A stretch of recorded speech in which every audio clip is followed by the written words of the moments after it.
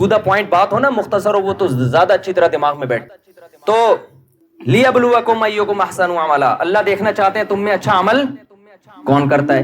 اب اچھے عمل میں سچ بولنا اچھا عمل ہے، جھوٹ بولنا اچھا عمل، جن کو آج ہم نے اچھے عمل کی فہرست سے نکال دیا. میں یہ عرض کر رہا تھا کہ عیسائیوں میں رہبانیت آئی، تبھی تو وہ ریاست اور اسٹیٹ کے ساتھ چل نہیں سکا نا وہ مذہب. ہم کل گئے روم میں، ویٹیکن سٹی کے نام سے بالکل ایک الگ ریاست ہے، اس کو کیا ہو گیا، ویٹیکن سٹی کے نام سے بالکل ایک الگ ریاست ہے نا، چل نہیں سکا وہ مادی دنیا کے ساتھ شانہ بشانہ چل نہیں سکا. لیکن آپ کو پتا ہے اسلام جب دنیا میں آیا اسی کے بعد سائنسی ترقی کو عروج ملا ہے. میں نے گورو کی کتاب پڑھی ہے جس میں انہوں نے اعتراف کیا کہ اگر مسلم سائنسدان نہ ہوتے تو آج ہم جس ترقی تک پہنچے ہوئے ہیں نا، ہمیں 500 سال لگتے یہاں پہنچنے میں. اسلام کے آنے کے بعد سائنسی ترقی کم ہونے کے بجائے کیا ہوئی ہے، بڑی ہے. کیوں؟ قرآن جگہ جگہ غور و فکر کا حکم دیتا ہے. ان فی ذلک لآیات لأولی الالباب، اس میں نشانیاں ہیں عقل مندوں کے لیے. ان فی ذلک لآیات لقوم یتفکرون، غور و فکر کرنے والوں کے لیے. ہوتا یہ ہے کہ جو باطل مذہب ہوتا ہے وہ آپ کو غور و فکر سے ہٹاتا ہے. وہ آپ کو کہتا ہے بس تمہارے باپ دادا نے جو کہہ دیا سر جھکا کے سنتے چلے جاؤ. اسلام جب آیا تو اسلام انہیں بار بار غور و فکر کرنے کی اپیل کر رہا ہے. الہم ارجل یمشون بہا، جن بتوں کے سامنے تم جھکتے ہو کیا ان کے پاؤں ہیں جس سے یہ چل سکتے ہیں؟ ام لہم اعین یبصرون بہا، کیا ان کی آنکھیں ہیں جن سے یہ دیکھ سکتے ہیں؟ ام لہم آذان یسمعون بہا، بتاؤ کیا ان کے کان ہیں جن سے یہ سن سکتے ہیں؟ تو کچھ بھی نہیں کر سکتے یہ، تو پھر کیوں ان کو تم خدا بنا کے بیٹھے ہو؟ یہ ساری عقل کو اپیل کرنے والی باتیں ہیں نا، ساری باتیں عقل کو اپیل کرتی ہیں. وَإِنَّ لَكُمْ فِي الْأَنْعَامِ لَعِبْرَةً نُسْقِيكُم مِّمَّا فِي بُطُونِهِ مِن بَيْنِ فَرْثٍ وَدَمٍ لَبَنًا خَالِصًا سَائِغًا لِّلشَّارِبِينَ. اللہ نے غور کرنے کا حکم دیا. دیکھو سوکھا چارہ اس جانور کو کھلاتے ہو کیسا چکنا گاڑا دودھ نکلتا ہے. کیا یہ فیکٹری آٹومیٹیکلی خود بخود وجود میں آ گئی ہے؟ آپ اس سوکھے چارے کو لے جائیں جاپان کے سائنسدانوں کے پاس کہ یار ایک تیل کا قطرہ، چکنائی کا قطرہ نکال کے دکھا دو. کہیں گے بھائی اب تک ایسی مشین جاپان نے بھی ایجاد نہیں کی ہے. اللہ کہتے ہیں میں تو صدیوں پہلے ایجاد کر چکا ہوں. کمال کی بات ہے جو کام اب تک جاپان کے سائنسدان نہیں کر سکے اس مشین کے بارے میں کہا جاتا ہے یہ خود بخود وجود میں آ گئی ہے. اس مشین کے بارے میں جس کو گائے بھینس کہتے ہیں، یہ کیسے ہو سکتا ہے بھائی؟ جو کام اب تک بڑے بڑے سائنسدان جو مشین نہیں بنا سکے وہ مشین آٹومیٹیکلی کیسے خود بخود وجود میں آ گئی؟ تو اللہ نے ہمیں کیوں بنایا میرے بھائی؟ یہ بات دماغ میں رہے گی آپ لوگوں کے. اللہ نے ہمیں اٹلی میں پیسہ کمانے کے لیے پیدا نہیں کیا. یہ ہماری ضرورت ہے، یہ ہمارا مقصد نہیں ہے. کمائیں آپ ضرور لیکن یہ ہمارا ہدف نہیں ہے. یہ تو بہت بڑے بڑے لوگ آئے کھا پی کے چلے گئے دنیا سے، ہم بھی چلے جائیں گے، مر جائیں گے. بہت آئے، جب جائے نا قبرستان میں جا کے دیکھا کریں، بہت لوگ آئے اور 50 سال کے بعد ہم میں سے کوئی بھی اوپر بیٹھا ہوا نہیں ہوگا، سارے لیٹے ہوئے ہوں گے. بستر پہ لیٹے ہوئے بھی ہوتے ہیں نا، غنیمت کی بات ہے. زمین کے نیچے لیٹے ہوئے ہوں گے. آپ سمجھ نہیں پا رہے بات کو. میرا خیال ہے آپ بڑے خوشی سے یوں کر رہے ہیں، ماشاءاللہ لیٹے ہوئے ہوں گے، آرام کر رہے ہوں گے. سارے ہم کہاں لیٹے ہوئے ہوں گے؟ زمین کے نیچے. تو تھوڑا سا ہمیں غور و فکر کرنا ہے. دیکھو ہمارے ذمہ دو کام ہیں. ایک، ہم نے خود بھی دین پہ چلنا ہے، اور میں بار بار کہہ رہا ہوں دین آپ سے دنیا چھڑواتا نہیں ہے. اس دنیا کے اندر رہ کر آپ اپنے عمل کو اچھا کر لو، دھوکہ نہ دو، ملکی قوانین کو فالو کرو، ملکی قوانین کے خلاف نہیں چلو. جب آپ یہاں آئے ہو، آپ نے یہاں کی گورنمنٹ سے ایک ایگریمنٹ کیا ہے تو آپ شرعاً پابند ہیں اس ایگریمنٹ کے. ہمارے نبی صلی اللہ علیہ وسلم نے معاہدوں کی کیسی زبردست پابندی کی ہے.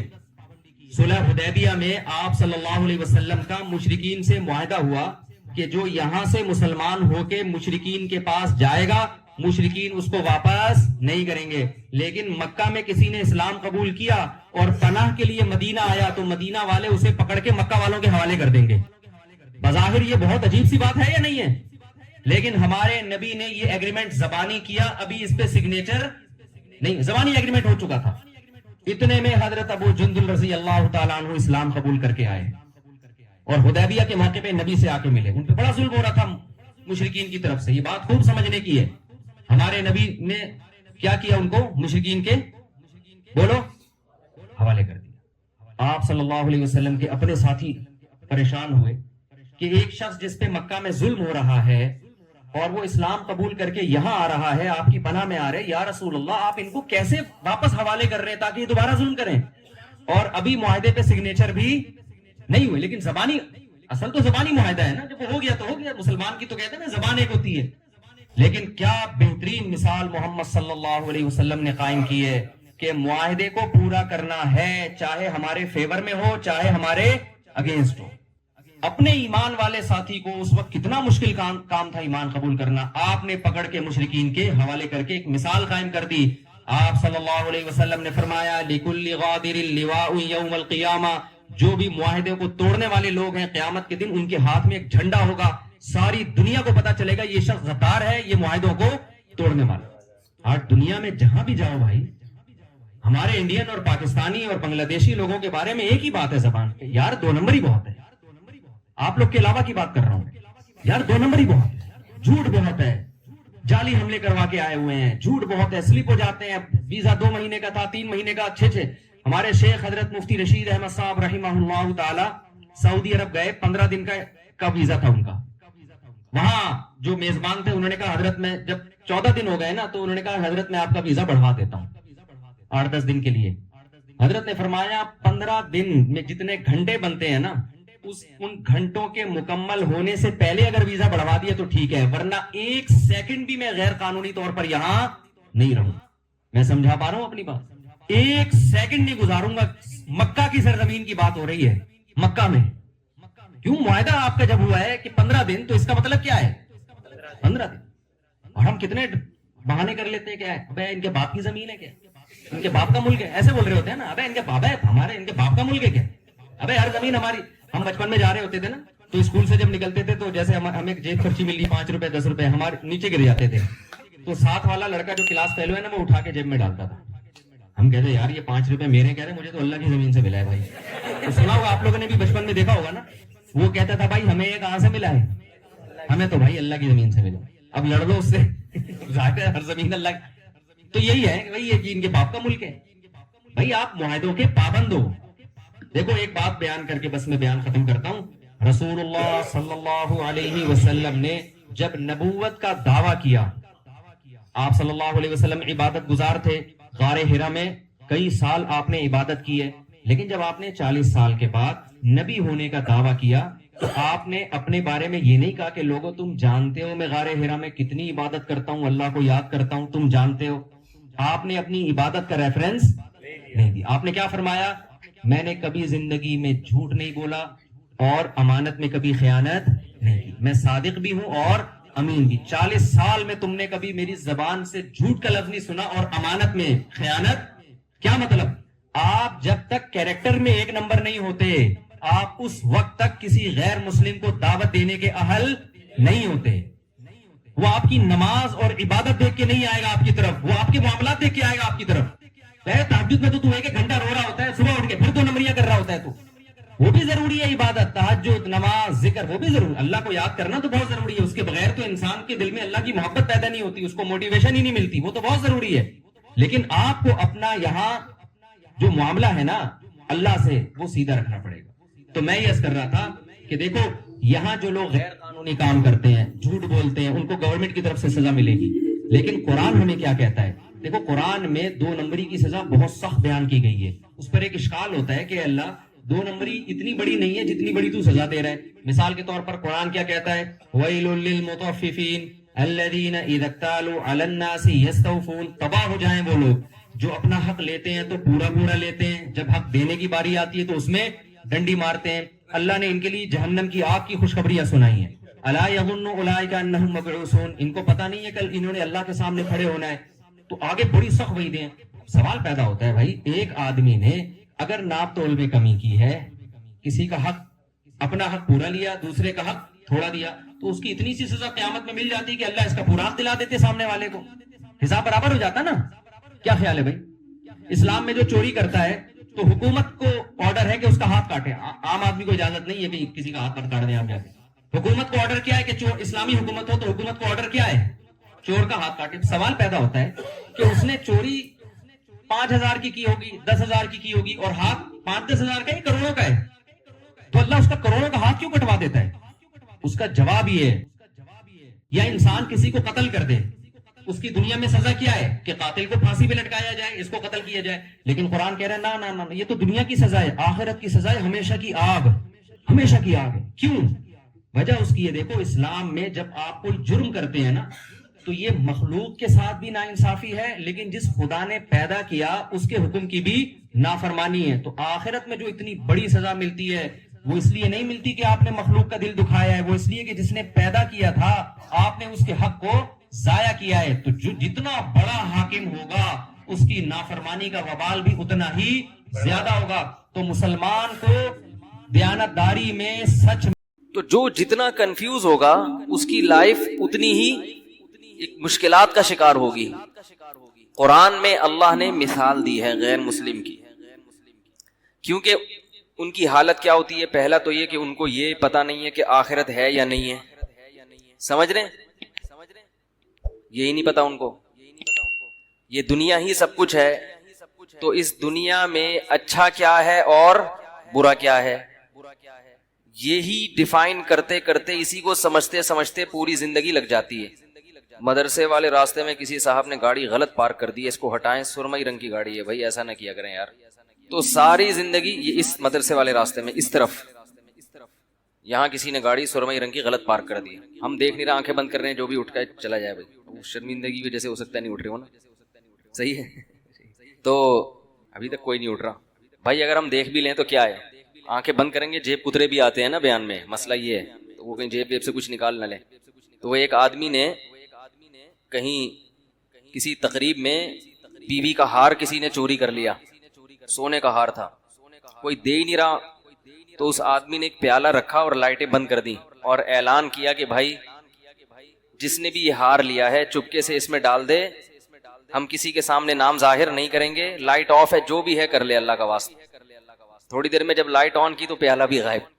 لائٹ آن کی ہے تو بھائی جو چور ہے وہ اتنا شریف تھوڑی ہوگا کہ وہ اب رکھ کے چلا جائے. اس نے کہا چلو ایک چانس اور ملا ہے. تو پہلے میرا پروگرام تھا ہم آنکھیں بند کر لیں تاکہ جن صاحب نے گاڑی غلط پڑ لی، مجھے خیال آیا کہ یار آنکھیں بند کر کے کوئی مسئلہ نہ ہو جائے. آنکھیں بند کریں گے نا تو پھر جب کھولیں گے آنکھیں تو پھر دوسرا اعلان ہو رہا ہوگا، بھائی ایک صاحب کی گھڑی غائب ہے، ہم آنکھیں بند کر رہے ہیں، جنہوں نے لیے ان کی جیب میں ڈال دیں. اچھا خیر.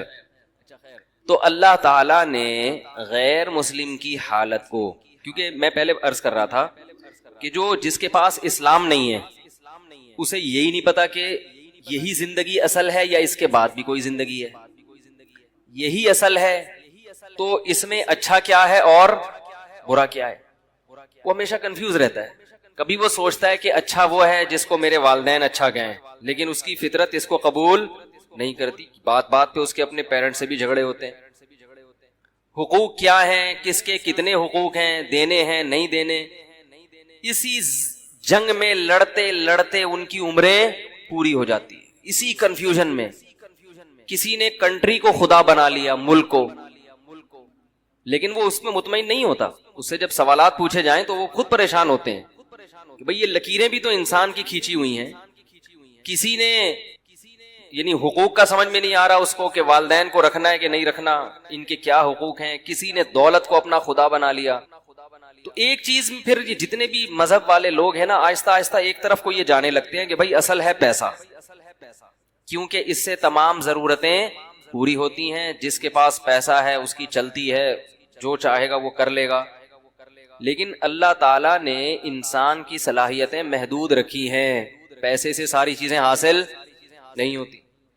پیسے سے ساری چیزیں حاصل ہوتی تو بہت سے پیسے والے لوگ ان کو مٹھائی سے پرہیز نہ ہوتا. کیا خیال ہے؟ بہت سے پیسے والے لوگ گوشت سے ان کو پرہیز ہوتا ہے. بہت سے پیسے والے لوگ بہت ساری چیزوں سے محروم ہوتے ہیں، نیند کی گولیاں کھانی پڑتی ہیں. تو اسی کنفیوژن میں نا کہ صحیح کیا ہے غلط کیا ہے، اللہ نے اس کی ایک مثال دی ہے. فرمایا کہ کظلمات فی بحر اللجی یغشاہ موج من فوقہ موج من فوقہ سحاب. ایسی زبردست مثال ہے نا خاندانی، اس سے بہتر مثال غیر مسلم کی اور کافر کی دل کی حالت کو ڈیفائن کرنے کے لیے ہو ہی نہیں سکتی. خود یہ قرآن کی بہت بڑی بلاغت ہے. یعنی مجھے اور آپ کو اگر کہا جاتا کہ ایک آدمی حیران ہے، سرگردان ہے، اس کے پاس لائف اسٹائل ہے ہی نہیں کہ صحیح کیا ہے غلط کیا ہے، وہ روزانہ صبح اٹھ کے سوچتا ہے کہ میں صحیح سمت میں جا رہا ہوں کہ غلط سمت میں جا رہا ہوں، کیا کرنا ہے کیا نہیں کرنا. تو اس کی جو حیرانی ہے، پریشانی ہے، اس کو آپ مثال سے واضح کریں تو ہم کتنی ہی مثالیں لے کر آتے قرآن نے جو مثال پیش کی ہے اس مثال سے بہتر مثال نہیں ملے گی. قرآن نے کہا کظلمات، کئی اندھیرے ہوں. مثال دی ہے اس کی پریشانی کو، جیسے آپ کسی روڈ پہ چل رہے ہیں، راستے پہ چل رہے ہیں، اب راستہ نظر ہی نہ آئے آپ کو، اگر یا آپ کو یہی نہ پتا ہو کہ میں جس راستے پہ چل رہا ہوں یہ میری منزل تک جا بھی رہا ہے کہ نہیں جا رہا. دیکھو آپ بائی روڈ کوئٹہ جا رہے ہیں، آپ نے گاڑی لے کے نکال لی، لیکن کوئی سائن بورڈ نظر نہیں آ رہا جو بتا رہا ہے کہ یہ کوئٹہ یہاں سے اتنے کلومیٹر ہے. کوئی سائن بورڈ یہ نہیں بتا رہا کہ یہ حیدرآباد جا رہے ہیں. اب آپ چلتے چلے جا رہے ہیں تو ہر لمحہ آپ کی ٹینشن بڑھتی چلی جائے. یار میں دور ہو رہا ہوں یا قریب ہو رہا ہوں، یہ کہیں ایسے ہی تو نہیں قیامت تک چلتا ہی رہوں گا میں. جیسے وہ جنازہ لے کے چلے تھے نا چرسی، نئے نئے لوگ بھی آتے ہیں نا، ایک چرسی کا انتقال ہو گیا، چرسی کی موت ہو گئی، تو باقی چرسیوں نے کہا یار اس کا کیا کریں، پیسے ویسے تو ہوتے نہیں دفنانے کے. انہوں نے کہا فی الحال لے کے چلو دیکھتے ہیں کیا کرنا ہے. چرسیوں میں بڑا ایکا ہوتا ہے آپس میں. تو انہوں نے اس کو جنازے کو چارپائی اٹھائی اور ایسے ہی لے کے چلتے گئے. جب جنازے کو لوگوں نے دیکھا تو آپ کو پتا ہے ایک ایک کر کے کندھا دینے آتا ہے، تو جو نیا آدمی کندھا دینے آتا گیا پرانے والے کھسکتے چلے گئے. اب رش لگ گیا لوگوں کا، جنازہ ہے جا رہے ہیں، پتہ ہی نہیں کہاں جانا ہے. شہر ختم ہو گیا. خیال یہ تھا کہ بھئی شہر کے باہر قبرستان ہوگا، اس کے لواحقین کہیں گے اب یہاں کو ٹرن مارو ادھر کو ٹرن، لیکن چلتے جا رہے. جس نے کٹنا تھا کٹ گئے، جو آخر میں 4 آدمی رہ گئے وہ تو نہیں جنازہ اتار سکتے، وہ جا رہے ہیں. کافی دیر بعد ان کو خیال آیا کہ یار اس کو اتارنا کہاں ہے بھائی، اس کو اتارنا کس کا ہے، یہ کون ہے، کس کا ابا ہے، کس کا بیٹا ہے، کس کا بھائی ہے، کس کا چاچا ہے، کس کا ماموں ہے، پتہ ہی نہیں چل رہا. چلتے چلے جا رہے ہیں.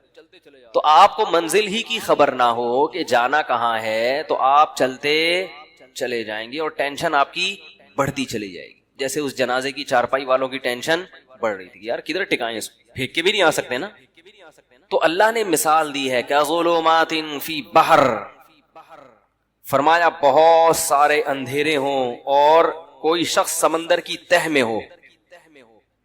فی بحر لجی، سمندر بھی بہت زوردار لہروں والا گہرا سمندر جس کی گہرائی میں بہت زیادہ اندھیرا ہوتا ہے. وقت بھی رات کا ہو. یغشاہ موج من فوقہ موج، موج کے اوپر موج چڑھی ہوئی ہے، ایسی گہرائی والا سمندر. من فوقہ سحاب، اور کالی رات میں بادل بھی ہوں کالے جو ستارے اور چاند کی روشنی سے بھی رکاوٹ بن رہے ہوں.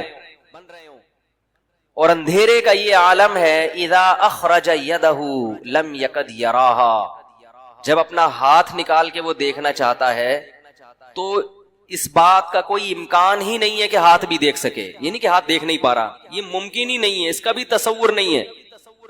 حضرت حکیم الامہ مولانا اشرف علی تھانوی رحمہ اللہ تعالی کی جو تفسیر ہے نا بیان القرآن، ایسی خاندانی تفسیر میں نے آج تک نہیں دیکھی.